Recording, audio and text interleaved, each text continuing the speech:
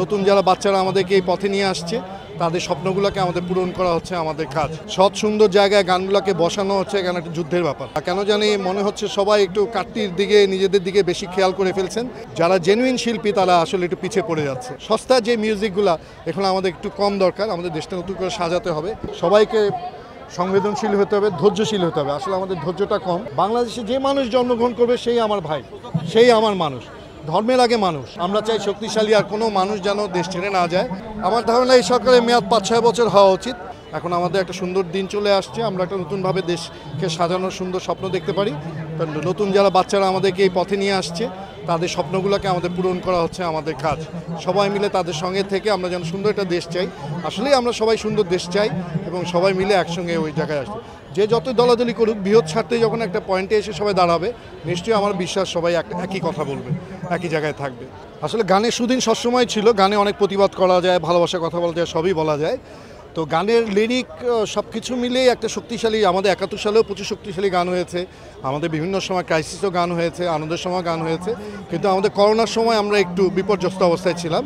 তো এর মধ্যে কিছু হয়তো নেগেটিভ কালচার দাঁড়িয়ে গেছে পরবর্তীতে, যেটা হয়তো আপনাদের মিডিয়া, আপনারা সাংবাদিকরা ওগুলোকে অনেক বেশি উৎসাহিত করে ওই জিনিসগুলোকে এত নোংরা জায়গায় নিয়ে গেছেন যে ওই জায়গা থেকে এখন আবার ফিরিয়ে এনে সৎ সুন্দর জায়গায় গানগুলোকে বসানো হচ্ছে, এখানে একটা যুদ্ধের ব্যাপার।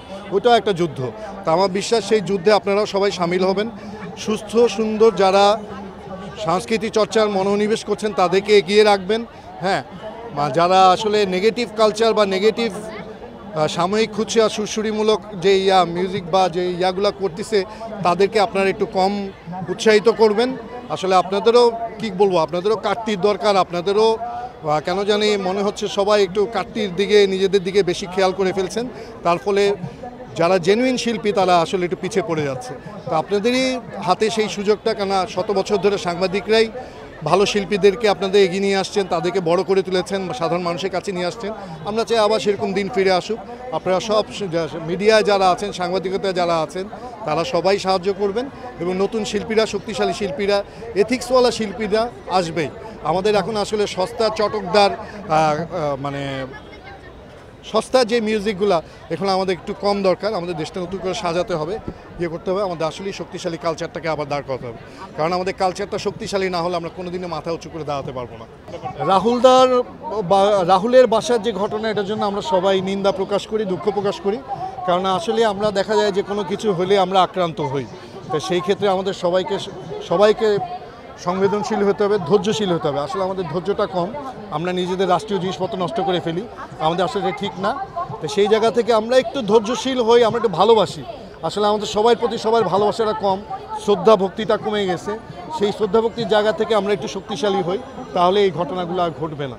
আর আমরা যেন রাহুলদের মতো সবার পাশে দাঁড়াই এবং সব ধর্মই আমাদের ধর্ম। বাংলাদেশে যে মানুষ জন্মগ্রহণ করবে সেই আমার ভাই, সেই আমার মানুষ। ধর্মের আগে মানুষ, রাজনীতির আগে মানুষ। যেই দেশে জন্ম হওয়ার আগেই ধর্ম রাজনীতি নির্ধারিত হয়, সেই দেশে সেই মানুষগুলোর সঙ্গে আমরা নাই। আমরা একটা মনুষ্যত্বের জায়গা থেকে মানুষকে দেখব, সেই আশাটা, সেই প্র্যাকটিসটা আমরা সবাই করব। সেই প্র্যাকটিসটা করলে এই সমস্যাগুলো কমে যাবে, আমাদের বিশ্বাস। 50 বছর ধরে কেউ পালিয়েছে, কেউ দখল করেছে। তো আমরাও চেষ্টা করব যে এই জিনিসটাকে সবাই এটা ভেঙে বের হতে, যেন সুন্দর একটা সুস্থ স্বাভাবিক পাই। এবং শুধু রাজনীতিবিদ তো পালায়নি, অনেক সাংবাদিকও পালিয়েছেন, ডাক্তার ইঞ্জিনিয়ারও পালিয়েছেন, সবাই পালিয়েছেন। আমরা আর পালাতে চাই না, কেউ যেন না পালায়। যেন না পালানোর আগে সেই না পালানোর ব্যবস্থা করলে আর কারোর পালানো লাগবে না ভাইয়া। নতুন সরকারের কাছে প্রত্যাশা, 50 বছরের মানুষ আমরা আসলে সুখ চাই। হ্যাঁ, আমরা সুখ চাই, শান্তি চাই, আমরা কাজ করতে চাই। আমাদের দেশের মানুষ অনেক শক্তিশালী, অনেক প্রতিভাবান। আমাদের অনেক শক্তিশালী মানুষ বিদেশ চলে গেছেন, এই দেশ তাদেরকে ঠিকমতো যত্ন করতে পারেনি। আমরা চাই শক্তিশালী আর কোনো মানুষ যেন দেশ ছেড়ে না যায়। আমরা দেশটাকে আরও বড় করে তুলতে চাই, আমরা অনেক শক্তিশালী করতে চাই। এর জন্য আমাদের যেই দেশ দরকার, সরকার আমাদেরকে সেই দেশ দিতেই হবে, নাহলে বারবার আমরা রাস্তায় নামবো। আমার ধারণা এই সরকারের মেয়াদ 5-6 বছর হওয়া উচিত। তারা শক্তিশালীভাবে একটা গাইডলাইন তৈরি করে দিয়ে যাক। তো এই গাইডলাইনটা যদি শক্তিশালী হয়, তাহলে এরপর থেকে আর পালানোর সরকার আর আসবে না। আমার ধারণা এরপর থেকে যে সরকারই আসবে আমাদেরকে ভালোবাসবে, আমাদেরকে যত্ন নেবে।